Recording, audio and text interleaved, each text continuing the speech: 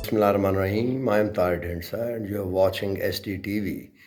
UNDRR, United Nations Disaster Risk Reduction Headquarter, has been chosen as the headquarter for Santiago Network, which is a technical support office to implement loss and damage fund.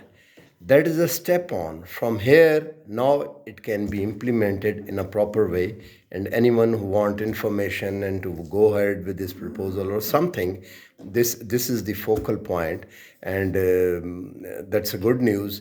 There are other news as well. There's some tension seems to be appearing among the parties, among the developing countries and the developed countries, and not only that, but among the G77, the group of 77 and China. There are so many other news as well. For this and other news, just a couple of hours before, we talked to Dr. Abid Suleri, Executive Director, SDPI, who is there attending the conference. We asked him that what are the salient features of today's proceedings. Also, we talked to Syed Naveed Qamar, who is also there attending. He has also a view about different mechanisms on the loss and damage fund and the tension which is going on between developed and the developing nations. So with this, that is over to Dr. Abid Suleri, and then you will bring what we talked to Syed Naveed Qamar. Today is the day 5 of negotiations, and this is the time when initial excitement of any COP, it start converting into a tension on negotiating text. So there's a lot of tension that can be seen among negotiators, not only between developed and the developing world, but also between G77 and China this time, especially on the global goals for adaptation and means for adaptation. Some positive news on loss and damage fund and Santiago Network, which was a network which was founded to provide technical support on implementation of loss and damage fund.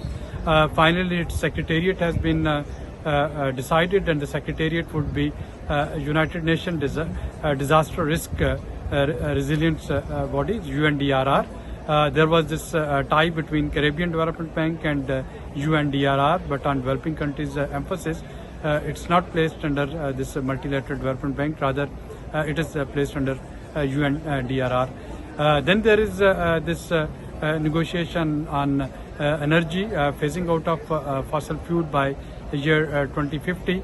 Developing countries, they are though agreeing to the harmful impact of fossil fuel, but they are asking for some sort of just energy transition, because they know that in next 27 years, if they are asked to phase out all fossil fuel, it would be extremely difficult for them. Similarly, OPEC countries, they are reluctant to agree on any fossil fuel phase out deadline. So there is a negotiation going on there. Then on climate financing, there is a bit of progress. And yesterday we saw that the host country, they have announced a special fund for health and health-related, climate-related health situation. So again, in bits and pieces, the funding is coming. Loss and damage fund, the total pledge so far, they are comparable to adaptation fund, and both of them they are not able to cross $1 billion so far, and that's where a lot of concern is being shown by developing countries. Now, ladies and gentlemen, all the contrasting and diverging position countries, they would start submitting their positions in a bracketed language. So in COP28 language, when a draft text is agreed upon, then the countries, they start putting their diverging views, which are called as brackets in this negotiation languages. And now in the second week, which would start from 8th of December, the bilateral and plurilateral efforts would be made to remove those texts, so that by 12th of December, a consensus package can be delivered by the COP presidency. I think first of all, there's a need for a dialogue between the producers of fossil fuels and the consumers, because ultimately, while we may talk of phasing out fossil fuels completely, there's a need to find the transition. It is not something that will happen immediately. Some countries are way ahead of others on this, and some have only just got a carbon footprint going. So I think we have to find the right formula which will provide us with climate justice, so to speak, even in the issue of fossil fuels and their phasing out. So dialogue first, plan second, and then implement. I think there's a need to do a lot of things in the whole concept of climate, and this is one aspect of it.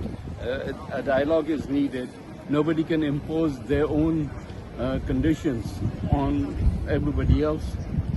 The countries that have been the biggest culprits in terms of creating the situation in which we find our planet Earth today, they are the ones who should now listen to the ones who are at the receiving end of it.